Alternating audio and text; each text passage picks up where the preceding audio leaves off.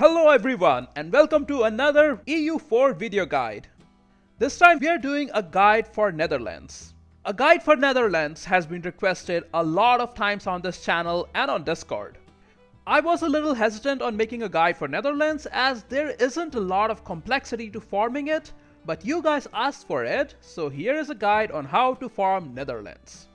You can farm Netherlands if you have a primary culture of Dutch or Flemish, or if you are Burgundy. You also need these provinces and admin tech 10 to farm Netherlands.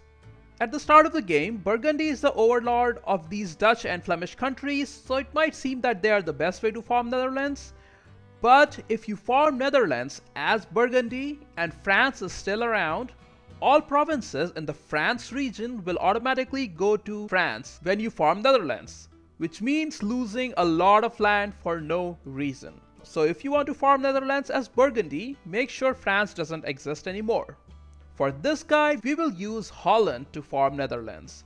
You can also use Flanders or Utrecht or Friesland to farm Netherlands. The strategy is largely similar. Starting as Holland, the first step is to gain independence from Burgundy. This is actually really easy as you can just ask Burgundy's rivals to support independence. They should agree without any problems.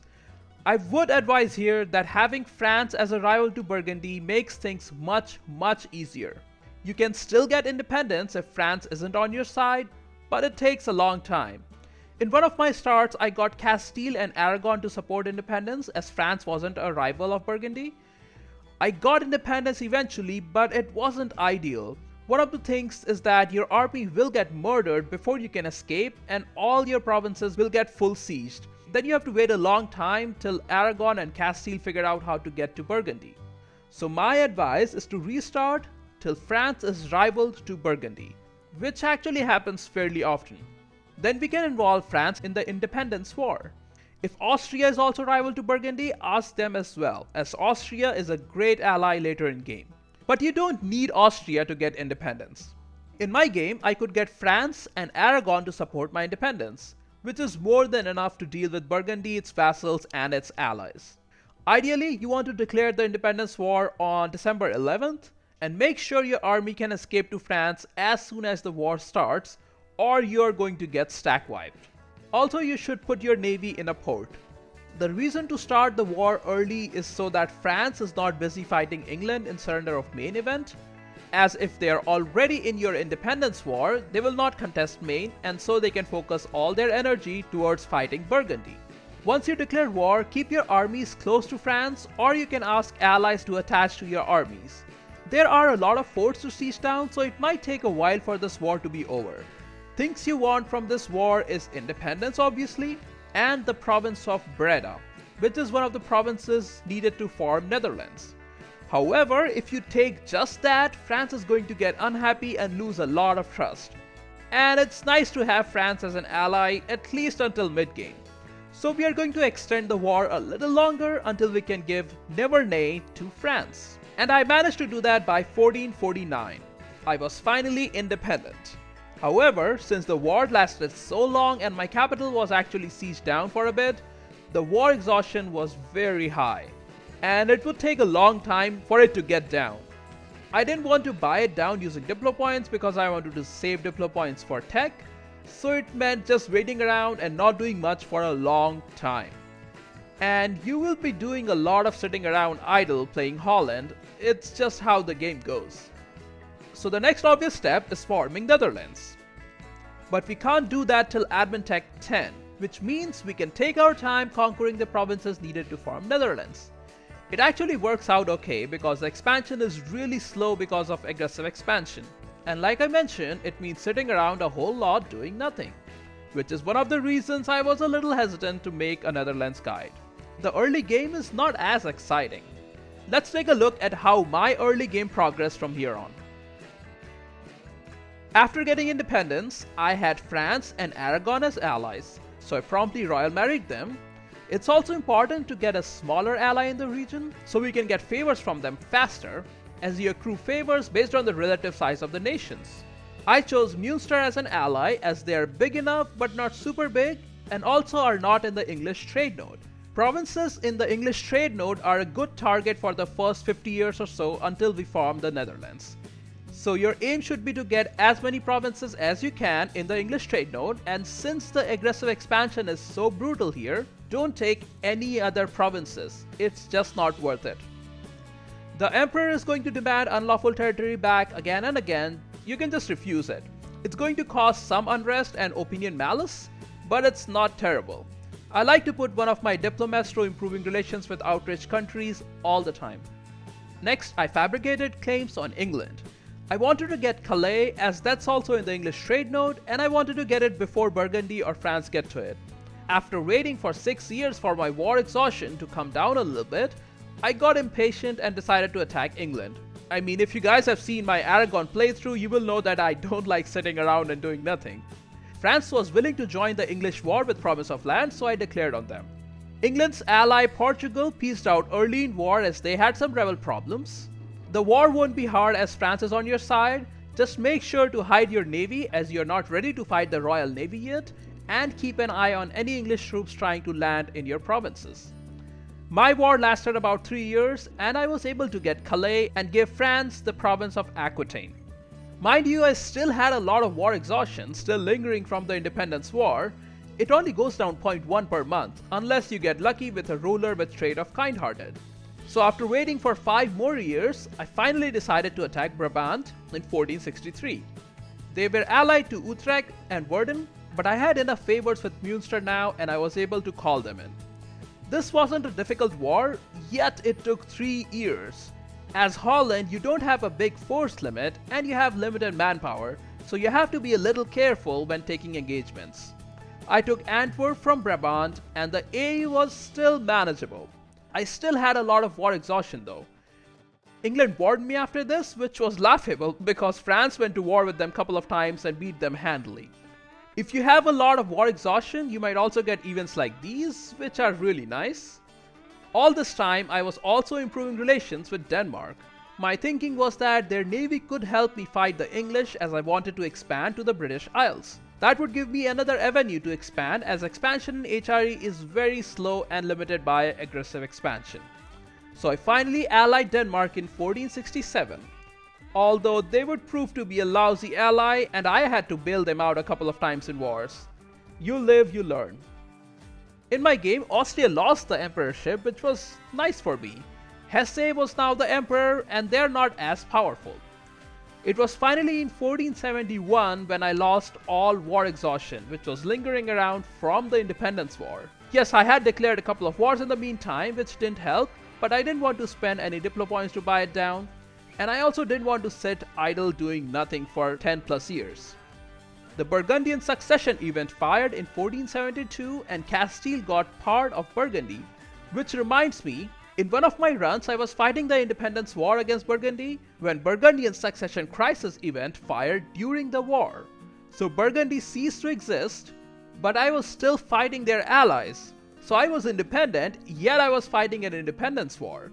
Weird things happen in EU4 sometimes. By the way, you can also try to royal marry Burgundy, which could give you a chance for Burgundian succession.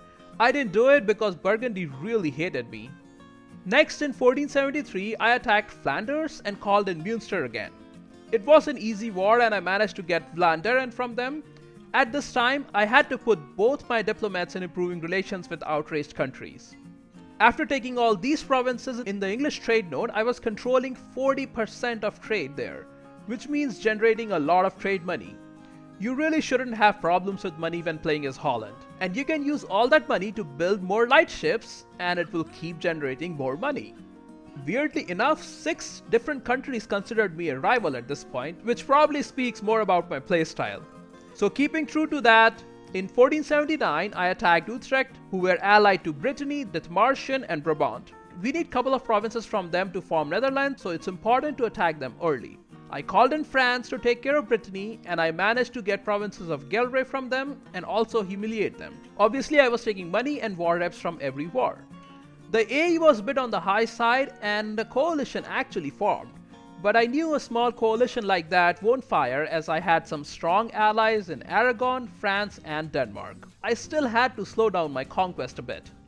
So I waited till 1488 to declare my next war. This time against Liège, who also have provinces in the English trade node. I only took one province of Limburg and still the AE was really high. As I mentioned, AE will really limit the expansion in Europe and you will have to just sit around and do nothing for some time. But that's usually not how I play, so to keep myself busy I took exploration and then expansion ideas so I could colonize and expand that way. Although you can't really colonize until you get the colonial range from exploration ideas and Diplotech 7. So by 1494 I had discovered Americas, which meant there was a chance that colonialism could spawn in Holland. I had also built up some heavy ships by now. You will be making a lot of money, so make sure to spend some of it strengthening the navy. I had 5 heavy ships and 3 more on the way, which meant I could take on the English navy. However, their army was still a lot bigger than mine and there was no way I could land in England or even Scotland and take some provinces in the British Isles. I was still itching to fight a war though, so I used the next best thing to conquest, and that's justifying trade conflict. You can get the CB with just 10 spy network, and all you have to do is defeat their navy, which you should be able to do by now, and blockade as many ports as you can. So I declared a justified trade conflict against England in 1496. Bear in mind, you can't take any provinces with the CB. All you can take is money, war reps, and trade power. I fought the Royal Navy and won.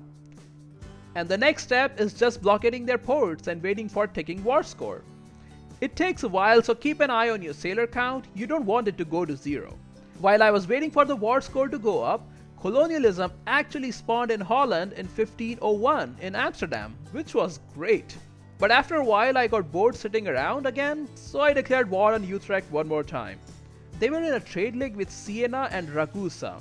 Those are some really far off countries, so really this war was a no-brainer. I finally pieced out England for money and war reps in 1504, so that was an 8-year war, but it ensures Dutch naval supremacy and we get a lot of free money. A year later, I pieced out Utrecht as I needed that province to form Netherlands, and I could finally colonize in 1505 when I started the first colony in the Caribbean and I used the expel minorities feature to speed it up a bit. Shortly after that, Denmark called me into a defensive war, as Sweden declared independence with the help of Muscovy. I didn't have a lot of interest in fighting Muscovy, so I wasn't going to send my troops there. But then I realized that Pomerania has joined in the war on our side. And Pomerania was allied to Friesland, who had the last province I needed to form Netherlands. This was a perfect opportunity to declare war, as Pomerania cannot join a war against me while they are my war ally in another war. So I called in Münster again and declared on Friesland. I had to send my ships and a small army to siege down Swedish capital for the Denmark war, as AI is sometimes bad at doing the right things. In the end, Denmark managed to keep Sweden as a subject thanks to me. From Friesland, I managed to take the province of Friesland and the AE wasn't that bad. So in 1511, I had all the provinces I needed to form Netherlands. And you can tell I went really slow in expansion, as AE is brutal in HRE provinces. By this time, I was also making a lot of money, which meant I could maintain both my army and navy at force limits. Soon after that, I got called into another defensive war with Denmark. Apparently, Norway, who had broken free from Denmark earlier, had attacked Sweden, while Sweden was fighting Denmark for independence. So when Denmark won the independence war with my help, they were called into the war of their subject. And Denmark couldn't call me in earlier because I was busy fighting Friesland. So now I had to go bail out Denmark once more. Like I said earlier, Denmark wasn't being a helpful ally at all. Now I was just waiting for Admin Tech 10 and I couldn't take more provinces in Europe right now because of AE. So I decided to get another trade conflict going against England and earn some money that way. It was more of just blockading their ports and waiting, while continuing to build more colonies. I got a pop-up in 1516 that Austria has inherited Hungary. They were not the emperor, but they were still having a pretty good game. Finally in 1518, I pieced out England because I had hit Admin Tech 10 and I couldn't form Netherlands when at war. So in 1518, I was able to form Netherlands. One thing to keep in mind is that once you form Netherlands, you won't be in the HRE, which means if you want to take HRE provinces, you will have to fight the emperor and their allies. So if you want, you can just hold off farming Netherlands till you're stronger. Farming Netherlands doesn't give you new ideas, you already start with Dutch ideas. The only thing you get is new government type and rank, and some permanent claims, and also the cool Prince flag. You do get a new mission tree, which is okay, but better than the generic Holland mission tree. After a few months of farming Netherlands, you will get an event which gives an option to change the government type. You can change to Dutch government or remain a monarchy. I would recommend going to Dutch government as it's a unique government type and actually quite fun to play. It's a republic with elections, and you will get a choice between a statist candidate and an orangist candidate. The Dutch government has this orangist status mechanic where if you select one of the candidates, the slider moves 33% towards that side. So with orangist in power, you get stability cost and land force limit modifiers, and -1 yearly republican tradition. And with statist in power, you get bonuses to global trade power and naval force limit along with +1 yearly tradition. You can choose which one you like. I usually go for statist as I like playing Netherlands as a trade and naval powerhouse. The extra yearly republican tradition is nice too. And if you have the Dharma DLC, you can also choose new government reforms for the republican governments. One of the unique things about Dutch republics is that you can still royal marry other nations, which is one of the severe drawbacks of being a republic, so playing as Dutch Republic is actually really fun. Now that you have farmed Netherlands, what do you do next? Well, the game remains mostly the same. We have some permanent claims, so we will expand in the Low Countries slowly. We will also follow the mission tree and colonize Americas. Basically, you want to focus on colonization and do conquest on your neighbors when possible. The primary target is still taking all the provinces with permanent claims and keep expanding in the English trade node. Slowly your army will be big enough to take on England, and that should be the main mid-game target. Once you have some of England, you should consider ditching the French alliance, as they have some provinces in the English trade node as well. Austria is always a good ally at this point, especially when they are as strong as they are in my game. Castile is another very good option. The game speeds up a bit once you have majority of England and once you have some colonies in Africa, so you can start expanding there and move to Asia eventually. But the start of the game will always be a little slow. You can also go Protestant or Reformed if you like. Protestant gives you some global settler increase if you're playing a full colonization game, and with Reformed you can get some extra trade power bonus. For ideas, I like starting with colonization ideas as it gives me something to do while waiting around for AE to die down in early game. After that you can do quality, then trade or maritime, and naval, depending on what you want to do with your game. Playing as Netherlands, your aim should be to become a naval powerhouse, take all provinces in English trade node, and become the strongest colonizer. And that was a short guide for farming Netherlands starting as Holland. As I mentioned at the start, the early game is slow, but playing as a Dutch Republic is actually quite fun once you are strong enough. There are other strategies where you can no CB an Irish miner early, or no CB someone in Africa as soon as you discover them, which will open up new expansion routes, and you can do that if you want. I like playing Netherlands focused solely on trade and colonization. For all the people who requested a Netherlands guide, my advice is just to play slow and be patient. You might have noticed that I only took one province in a war, as AE is just too high in HRE, and you have to really watch out for coalitions. Well, hopefully this guide will help you guys a little bit. Let me know how your Netherlands run goes, and if you have any other cool strategy for it. You can share it with us in the comments here, or join the Discord channel. You were watching a Radiator's Guide. Thanks for your time, and I'll see you all in the next one.